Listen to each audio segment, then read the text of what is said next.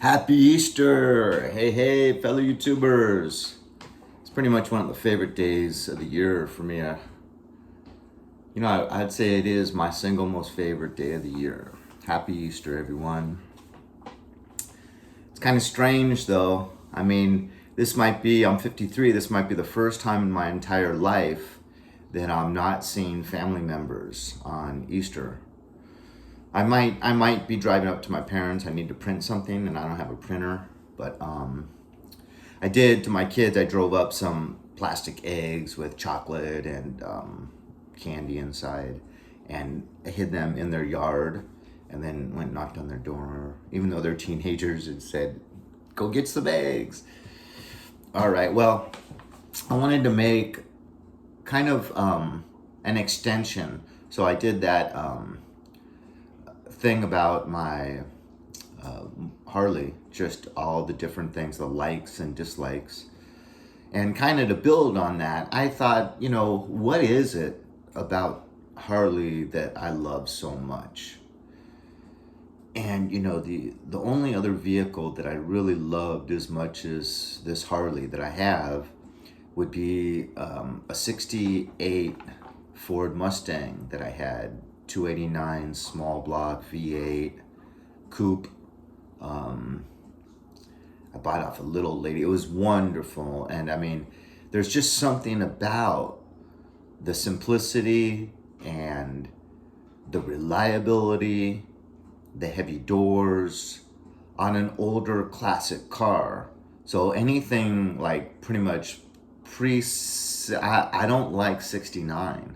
So even in the Ford Mustang, they had every 2 years we would change the body style. So the 65 came out in 64 and a half, I know, but none of the registration said 64 and a half, and that's a point of contention. But I know for sure, I've read in several Mustang books that there was never a registration 64 and a half. That's besides the point. So the first body type was 65, 66. The second body type was 67, 68, which is what I had and I loved. But then starting 69, 70, you had the big, real big type of 70s car. It's funny that the 70s are divided down the middle. You started off with huge muscle cars, gas guzzlers, and then you end the 70s with these little tiny Datsuns and little four cylinders. But it's very similar in my mind. This old Mustang, just the feel of that thick chrome handle when I would go to open the door, and just the simplicity of just the push button door knob to open the door, and the weight of the door when it would shut. When you'd open the hood to work on it, just the amount of space and the simplicity. I just love those things, and you have a lot of that in Harleys. So let's talk a little bit about the specifics with Harleys, in my opinion. So obviously you have the mystique, and a lot of younger people didn't really buy into it, weren't really raised, and don't really understand that mystique. But people more so in my age range, they grew up. If you grew up in America and you grew up with, I've always had enthusiasm and love of motorcycles long before I started throwing my legs over them. And so when I'd see a loud Harley drive by, I was a little kid, one of those little kids. It was like, "Mommy, mommy, look, look," at 4 or 5 or whatever. And so you grow up, and every American growing up in America, at least in my age range, that was interested in motorcycles and grew up in America, is very familiar with the sound and the mystique and the look of Harleys. So it's very American. And their place in American history is really, really cool. You could make it more simple. Their place in motorcycle history is really special, and I love that history. Those old black and white photos, racing the flat tracks. Even before that, racing the wood banks. It was just a big egg-shaped arena with these banked wood racetracks that they would go around. That's when you had the single, no, I think they started with single cylinder racing those tracks, but really, really small size engines. So, and these were hardcore men, old fashioned American men, from World War I, World War II, that would go out there and had absolutely no concern about safety. And safety is good, but it's become the number one primary priority, you might say. I work in elementary schools, and I just came across some research yesterday that said the 5 things that parents worry about most with their elementary school age children have nothing to do with the 5 things that actually cause them the most harm. And that's due to media coverage and media hype. So, like, the number one thing that parents are afraid of is kidnapping. And it's not even in the top 5 of the actual things that do hurt children or even cause death to children. And none of the top 5 that parents worry about most are in the top 5 that actually injure and harm children. So I think our perceptions of safety and fear have been really manipulated and manicured over the decades with media. When I was a kid growing up, we had independence and autonomy. We'd climb trees. We'd burn ants with magnifying glasses. We'd practice our aim throwing rocks at windows on an abandoned house, or see if you can hit the headlamp, and then not knowing it would break when you hit it, and everyone would run in different directions. I started taking the bus all over Los Angeles at 12 years old.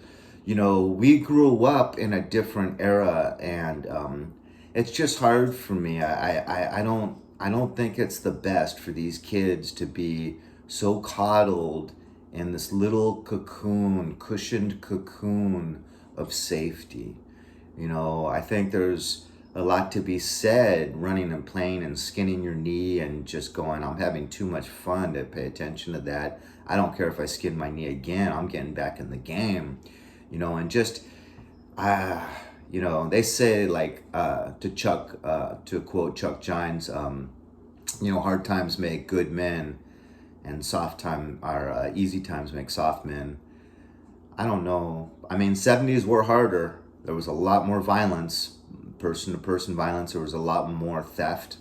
Theft is mainly like technological identity theft and things like that these days. Back then, cars were getting broken into all the time, houses and things of that nature. So, we're just really, really a little bit too much into safety. Like, kids in the 50s and 60s used to have chemical, those little sets that you could buy to mix chemicals and make little explosions and stuff. There's no way they would let kids do that stuff now. It's too dangerous. But, you can do things still, like make little bombs in a plastic bag with baking soda and vinegar, and they could benefit from they're outlying those little volcanoes that people would always make for the science fairs. They're outlying that because of the fear that, I don't know. So you won't be seeing those volcanoes at science fairs anymore in elementary school. So, the pendulum swings, and maybe it'll start to swing back a little bit, because it's just like, what are we being so safe about? Your body heals, and scars are cool. Girls like scars, right? I'm not really sure I really get it. I just don't get it. And I think it really is, a lot of it's just so pushed down our throats from media, and everyone wants to look good. Everyone wants to look like they're a good parent, look like they're a good citizen. And so we all try to, like, follow societal's rules so we can be looked upon favorably. And it's sad to say, but I guess society shapes a lot. Commercialism and media really shape a lot of our perceptions about society and how we should act within society. man, I'm looking at myself in my camera right now, and I'm losing all my muscle. Gotta today. Today I'm gonna lift some weights. I touched my face again. I'm not supposed to, right? But Harleys have that old-fashioned feel, like that '68 Mustang I had. What gives them that? Well, they're primarily metal, like old vehicles, and so they are going to be a little bit heavier, and so that detracts a little bit from performance. So like that mean streak I had, it was a 2000 mean streak, and it was really geared towards performance. For a cruiser, it was really, really geared towards performance. So to save on weight, they would use a lot of plastic. And I really hated like the tail light. It was wrapped in the red tail light on the back fender was wrapped in what looked like chrome. And it was that plastic that's made to look like chrome. And little things like that. There was like 4 different areas on that bike that had that fake plastic chrome. And it's like, what? If you would put all that in chrome, what would it be? It would be like, what, 2 or 3 more pounds? But the appeal over and the longevity of the bike. I mean, how well does plastic hold up against the conditions of the environment? Sun, wind, rain, sand being blown against it. It just doesn't compare. It's not going to hold up well. Plastic is what we make to-go containers out of. I don't know. So, you're not going for top-end performance if you're going for Harley. It's more of these other things that I'm talking about. So if you want to go for top performance, then maybe have 2 bikes. Have your Harley so you can appreciate all these things I'm talking about, and have your full, street fighter, something really, really fast that can really lean into those churns and has those high revs, is water cooled, good braking system, so that if you really just want to get out there and raise some hell, you got that little street fighter. And then if you want to really kind of just enjoy driving something like a classic vehicle that has sound and weight and a mystique, and it taps into your patriotism and your pride in this real quality expensive vehicle that's connected to America just about more deeply than any other company, except for maybe Coca-Cola and Hershey's.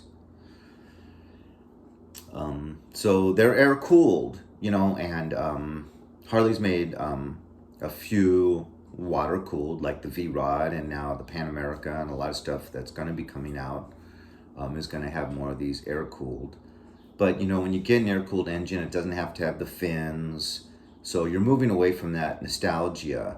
And in my opinion, if it ain't broke, don't fix it. My old Triumph Bonneville was air cooled and it was fine. This Harley's air cooled and it's fine. Obviously you have to take a little bit more precaution in midday summertime, especially if you're going to be driving through the city and having to sit at stoplights. And this summer, I think I'm going to buy one of those oil coolers and throw that on there, because now all Harleys come with them, so it's not a bad concept. And you could even buy the same one that they're putting on the brand new ones.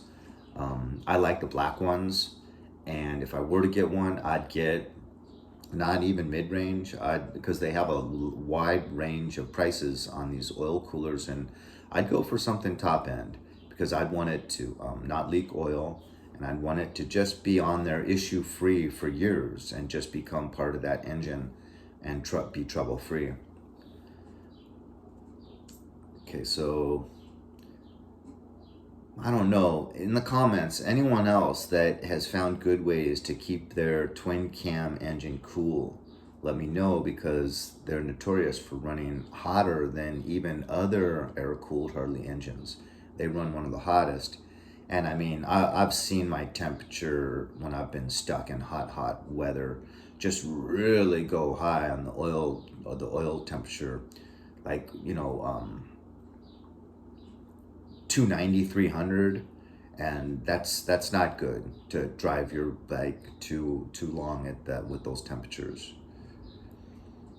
They got the single pin crank, which gives it the potato potato potato sound, and it has push rods.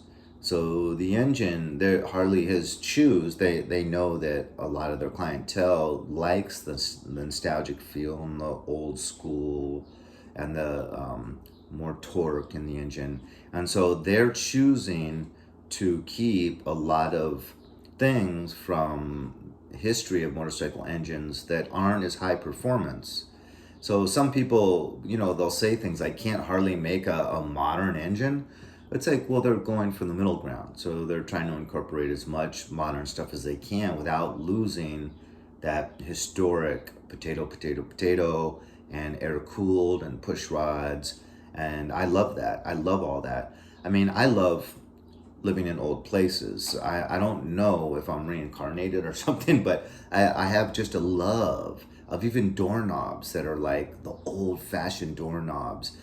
When you go into those old bathrooms and apartments that have all the tile and the little metal knobs on the faucets, and I just love all that. I don't understand where it comes from, but I do. And I think it's best not to fight what you're just naturally drawn to.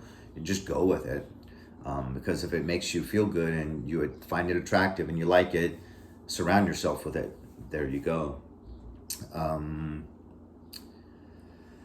So there was an analogy that someone said, and I agree, because someone might say, like if you buy a Harley, they might not get it. If you buy a big V twin cruiser Harley, they might be like, God, it's so heavy and it's slow. You could have bought something for much cheaper that's so much faster, and you don't have to worry about it overheating. It's water cooled, or things like that. And obviously, they're not really getting it. They're not getting these things that I'm speaking about. So the analogy is, because if someone were to, let's say, come into a little bit of money, and they decided with that nice chunk of change to go buy like their dream classic car. Let's take my 68 Mustang, for instance. And so they go out and they shop and they go online and they look in states that have real low humidity. That's what we used to do. So let's say he finds one in New Mexico, and he goes out there and he gets a Shelby Mustang 68, beautiful, such a big, powerful engine. Just gonna hold its value forever. Has that old, nice, classic feel. So he rents a tow truck. He drives out there, buys it, brings it back. No one would question that. They would all be like, "Wow, this thing is cool." They would understand it's connected to American history. They would understand that it's not as high performance as a brand new car that you could go buy. They would understand all that, but they would still understand the person wanting that car.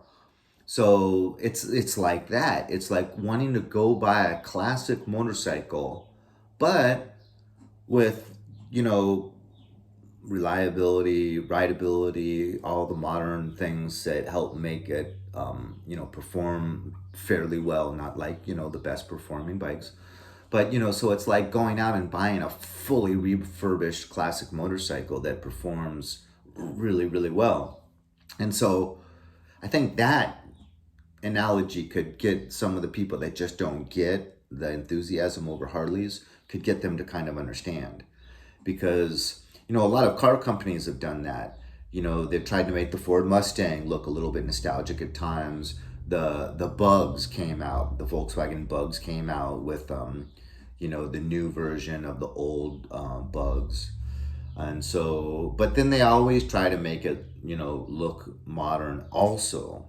So, but Harleys aren't doing that with their cruisers for the most part. At least the ones that are geared towards nostalgia.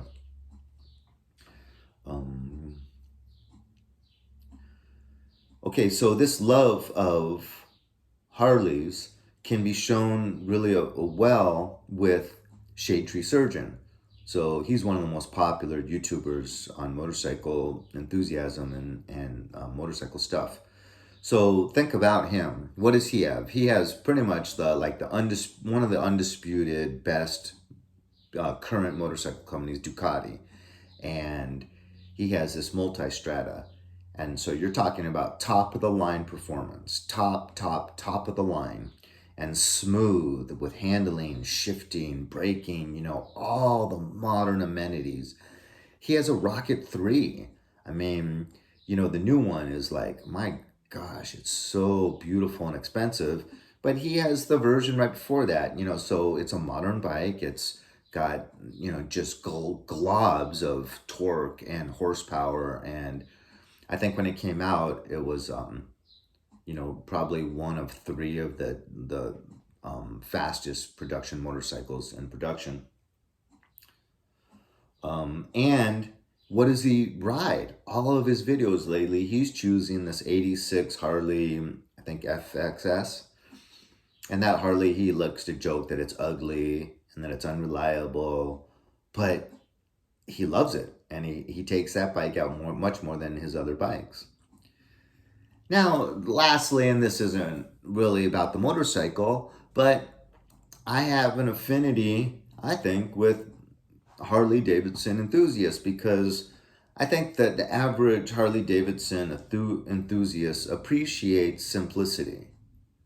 So I really appreciate simplicity. Like I mentioned the big lighters in a video recently, they're reliable, you can use them for a lifetime, and you just have to change a few parts. So back here, I have a set of Harley-Davidson Zippos, and I have an old Indian up above it. But these Zippos are a good example for Harley and the old school metal, simple, and works well, and you can really have them for a long time if you change out a few parts. And I think Harley-Davidson enthusiasts, for the most part, are patriotic. Patriotism is waning in this country, and it's like a slow decline every decade, it seems like. I don't want to go into the causes, but you had a slight upbeat during 911. But I mean, that was, my goodness, that was 9 years ago already. And that patriotism that came out of 911, it was relatively short-lived, maybe a year or two. So, it's sad, I saw an off-road truck, all like a Toyota, all rigged out for racing off-road, it looked like, with all the stickers over it, all the aftermarket plastic wheel wells, and, he had the tire in the bed strapped up on that roll bar. So it was cool. And it had a big old American flag riding right out of the tire. And, I love seeing things like that. I love seeing people, state their patriotism and speak it out loud. Just like I love people saying their love for Jesus or God and stating that unapologetically and out loud. I was waiting in line to get something the other day. Everyone has their masks on and everything. But the guy that was, in a mask working for the location had us waiting there. And he had a big cross of Jesus on the crucifix. And I commented, I'm like, haha, I like that. Tomorrow's his day to rise. And, apparently he's Catholic, because he said, oh, yeah, did you give anything up for Lent? And I mentioned I gave up alcohol. And then there was this other guy that was like, we were in a triangle, and there's this other guy, and you could see him just tilt his head, and a big question mark came over his head, and he just stared at me so intently as I kind of unapologetically and out loud kind of shared my enthusiasm for the day tomorrow, and how, I'm in love with this concept and in love with this day, and da, da, da, da, da. And you could see just like, I don't think he's ever seen someone do that, because the look on his face was just one of astonishment, And so, I think I have developed a bit of a subscribership that, might be willing to do something like that. Any of you that are willing to do something like that, I'd really ask you to try to do that and to try to share with others, you know, well, there is a lot of negative feedback, they say, especially in the workplace these days, if you're too open about that. And I actually heard a pastor say, don't go out there and just sharing that with people. Just be happy and let them see your natural joy. And then if they ask you, about your religious beliefs, or if they ask you, how are you so well centered and happy, then you can share your religious beliefs. But, I work in a very conservative environment where Christianity is not supposed to really be talked about or mentioned. But, among staff members, when you're talking about your weekend or whatever and you're kind of bonding, I like to be very open with my religious beliefs. And it has caused some backlash. But I mean, Jesus said, if the world hates you, remember it hated me first. And so when I get negative feedback from people, society, it kind of makes me happy because I know that that's the course, that's the road that he wants us to take, and that's the road I've chosen. So every opportunity I can to mention the Lord and how much God loves us, I'm going to do that. And if it has negative consequences, then it's like, yeah, I'm doing good, I'm doing right. Because that's what Jesus told us would happen if you proclaim your faith and your love for him. Get ready. Every morning, get up and get ready to carry that cross. So I'm really going into religion a lot in my videos lately. I don't want to say the word I apologize because I shouldn't feel that way. I shouldn't say that. But for any of you that really don't like that, I do. I love it. And I kind of like making videos about things I love. And so, okay. So I like Harley people. They appreciate history, and more specifically, American history. Um, I feel like the new generation doesn't really appreciate history and American history. I think this love of technology in our youth is unbridled, and it squashes out much room for love and enthusiasm of other things. Um, all the things I grew up loving, my son has like no interest in. It's kind of really changed. It's changed our social atmosphere just so much. It's kind of nice having this little phone that can answer any question you have. It's amazing. You can't help but fall in love with technology. But thank God people in my age bracket didn't grow up with it, because we know how to appreciate all these other things, and we still have that benefit of that smartphone. And so we have the benefit of both worlds.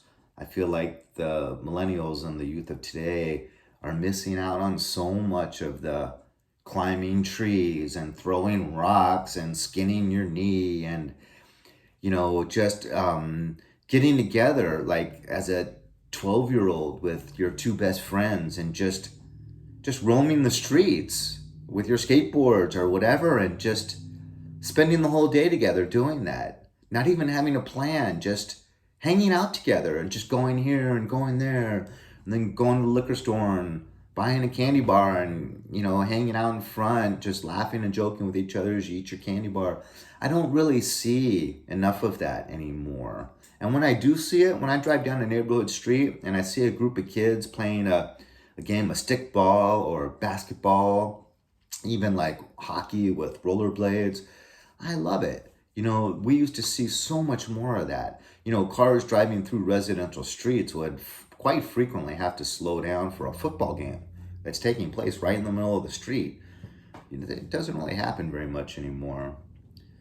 And then lastly, this may not be true, but I feel that Harley Davidson riders and owners, maybe it was more apropos in the 70s and 60s, but I feel like a lot of Harley Davidson individuals get that therapeutic effect of riding a motorcycle. And who would be the most likely individuals to seek that therapy out? I think it's people that have had a struggle and have had to go through more difficulty than the average Joe. We all in everyone's life, some rain must fall. We none of us have it easy. I think we should all look upon ourselves as courageous heroes because we all have struggles. And a lot of the kids I counsel in these poor neighborhoods, I tell them, you might think that Tom Cruise or Angelina Jolie or Brad Pitt, you might think that they really just have the perfect life, and money solves all woes. It's not true. Money brings a lot of new woes, is what it does. And yeah, you can always, if you get sick, you can always afford the best doctors and surgeons. That's a huge bonus with being wealthy. If you want to take a great vacation, you can go anywhere in the world on a cruise ship, private jet. If you have unlimited money, my goodness, the amount of doors it opens. But once again, go back to the Bible. What does the Lord say about being wealthy? It's easier for a camel to pass through the eye of a needle than it is for a rich man to get into heaven. And what I'm finding, I never really considered the Bible literally growing up, but I am starting to take much of its, almost all of its passages much more literally. And think about it. If you have, today's world has so much fun stuff for the wealthy. And if you have an incredibly large amount of money, you have so much freedom and toys and fun at your disposal. How are you going to get on bending knee daily and focus on your relationship with the Lord? That's hard to compete with. And so I don't want that temptation. If I bought a lottery ticket and I won, I would be happy and I would try to manage it properly. But I think it's very, very hard to maintain being grounded, being simple, being really caring about the things that truly matter in this life, because it's very easy to use the concept of life ain't nothing but a party, y'all. God put us here to enjoy our life. It's really easy just to pursue that joy and that fun that all that money could afford you. So, instead, I feel make a reasonable income, save your money, get a Harley, focus on the things that matter to you, love your family, treat everyone with respect. From the homeless beggar to the president of the United States, everyone gets the same level of respect because everyone is made in the image of God and everyone is dealing with a struggle and everyone has an eternal soul. So everyone is loved by God and everyone deserves appreciation, respect. And Jesus also said, love your enemies.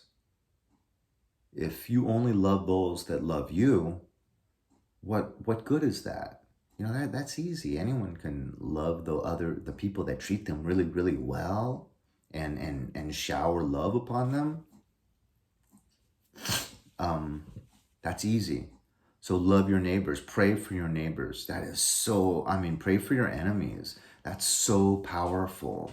That's one of the most powerful things I've experienced. And it was a churning point for me.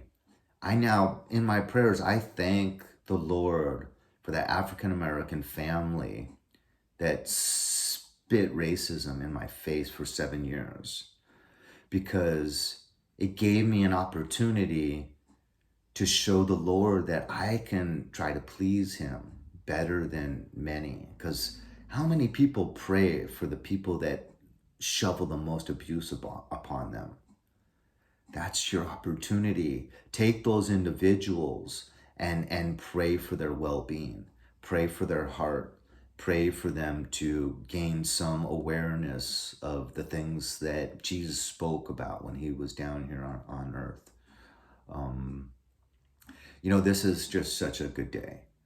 I really am so happy for all of us to be stuck at home with our family members. I'm not in that group, but really, really take this time to just have a lot of eye contact and meaningful relationships with your family. Our kids really look up to us. So if you have children, really go play catch with them, kick the ball around. So I'm kind of getting emotional, but so I think it's a good time to just say Happy Easter, praise the Lord. Thank God I have, I love my family members first, my mother, my brother, my 2 children.